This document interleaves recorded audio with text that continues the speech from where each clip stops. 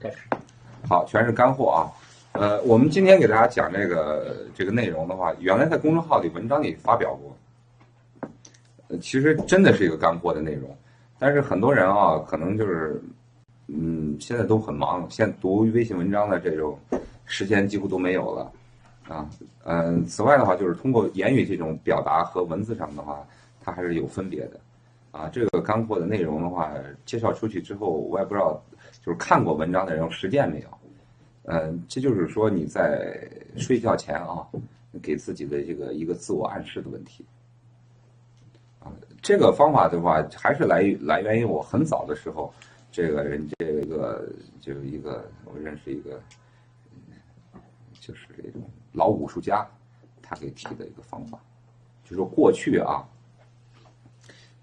话，你知道这个练武的人仇家也比较多，那万一要是这个仇家要是到你家里来，你睡死了怎么办？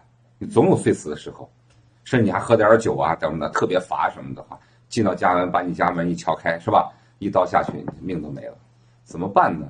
就是他们这个作为什么？作为一种防身的这种手段的话，就是在睡觉前给自己就要有一个预设，因为你再怎么样，你动门干啥，它都有会响声嘛。就比如说他认为窗户没问题，或者门没问题，可能会从窗户过去窗户大家知道拿那个香格弄的，对吧？然后的话就是拿纸糊的，对吧？那有可能就是给他说，如果说窗户响。就让我醒来，说9遍，说9遍以后，这个窗户倒是一响，你就一定会能醒来。那么我有个朋友，这个练太极的，他就实验过他也就是听过这个东西，他就实验过，就是说晚上他就说，如果说是这个刮风啊，刮什么的话，就是只要把那是窗户不关嘛，啊，他楼上倒是没有防盗问题。他就试过，他说如果风要刮起风了，那起风时候窗户就要响一下，那就让我醒过来。他试过多少回的话，就是只要窗户一响，他就马上就能醒来。啊，那就这个方法的话啊，对于我们来说的话啊，真的就是用处啊挺大的，就看你就是说这个愿意不愿意去尝试这个。啊，好多人我就觉得方法教了以后没人尝试。上回给大家教那个写那个啥字无是吧？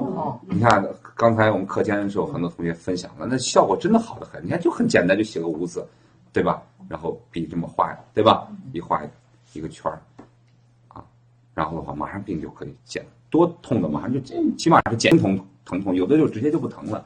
但是讲完以后，很多人哈哈一笑或者一听着，他不愿意去实践，这没有用。我们给大家讲这方法的话，既然成为干货，都特别简单，但你一用就觉得力量都比较大。那我们今天在这个房间，在这里头，我们是不是就不存在就是说这个防盗问题了，对吧？但你也可以，那有的房子如果说是你没有防盗网，没干啥的话，万一小偷进来是吧？你也可以，你就让我只要听到响声是吧？啊，我就醒来。你连说9遍，到时候听到响声你就醒过来了，真是这样啊！但是呢，这也有坏处是吧？那有时候现在这个房子都不隔音啊，或干啥，有什么声音啵啵老醒过来，这也不好。你看上回那个什么，就是说这个，比如说什么地方啊，就着火以后，那你也可以说让我闻到烟味儿，让我立刻醒来。那很多大火弄完以后，是不是把人就熏死了？就是你没有给自己就说这么一个东西。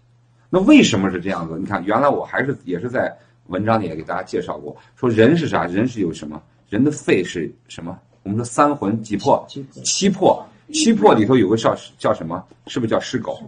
尸狗这个啊，人的7魄有7个，其中尸狗是专门干啥用？就是负责人的警戒作用。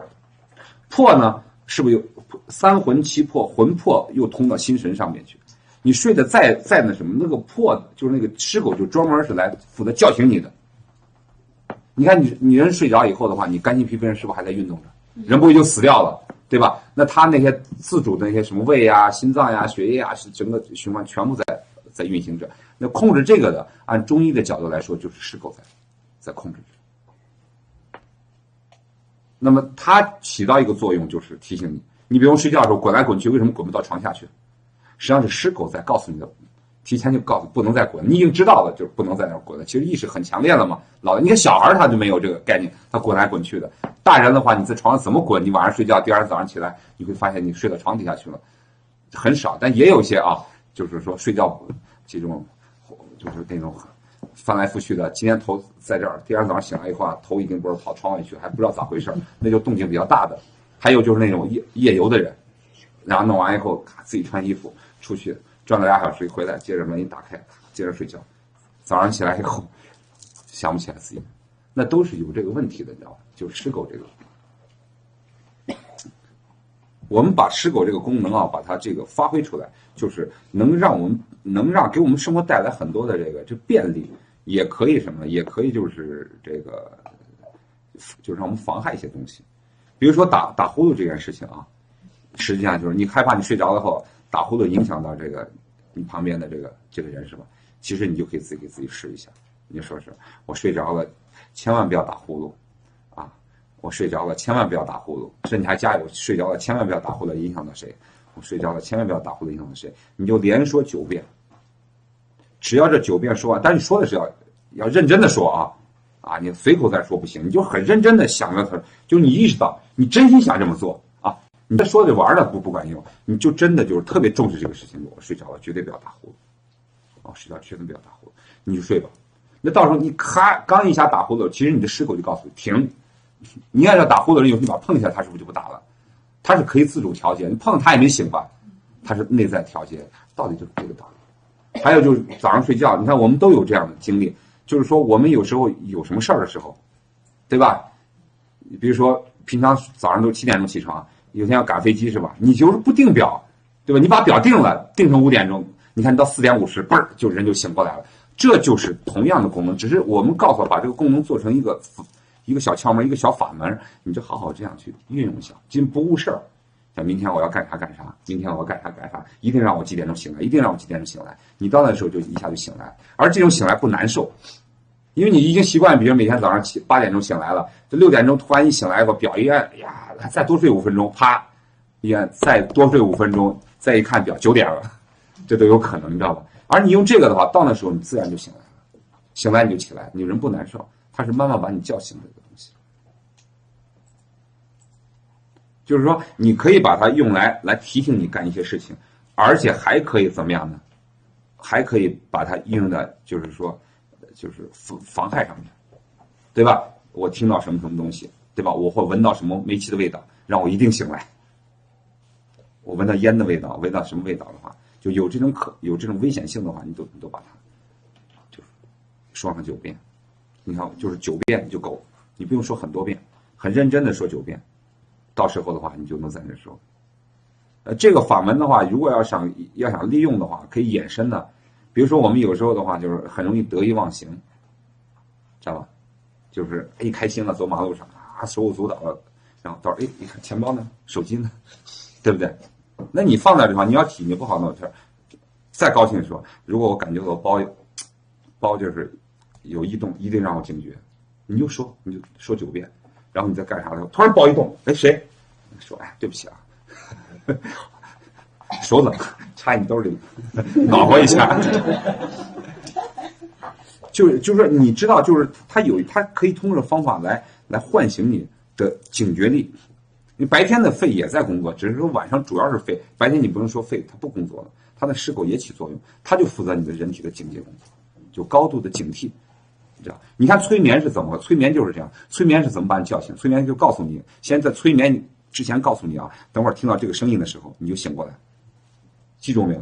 给你放。你们记得不记得那个叫《盗梦空间》？记得不记得？《盗梦空间》是怎么把大家从那个梦里叫出来的？是不是放那首音乐？看过《盗梦空间》吧？就那个音乐一起来的时候，咵就从这层梦里就过来了。催眠是这样，催眠倒是告诉你啊，我说3、2、1的时候你就醒来啊，记住没有？记住了，然后他开始催眠，到时候3、2、1一喊，嘣儿一下就醒过来了。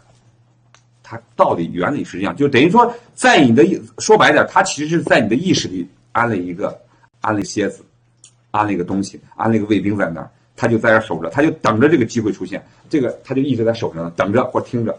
一旦这个东西出现的时候，他马上的话就开始就把你主人过来报告，快醒来过来，你就醒过来了。我们把这个东西可以用到好多方面，知道吧？就是防备，而这样醒过来的时候，人不会难受。你看你正打坐干啥的，梆一声响，把自己吓的是吧？或者睡眠的时候，猛的一个什么东西把你吓得就很厉害。你用这个自我的警觉，窗微响，醒过来了。但那时候人不会特别难受，你可以细细的看过去，懂了吧？就是我们用这个方法啊，就是用9变法，可以给我们什么呢？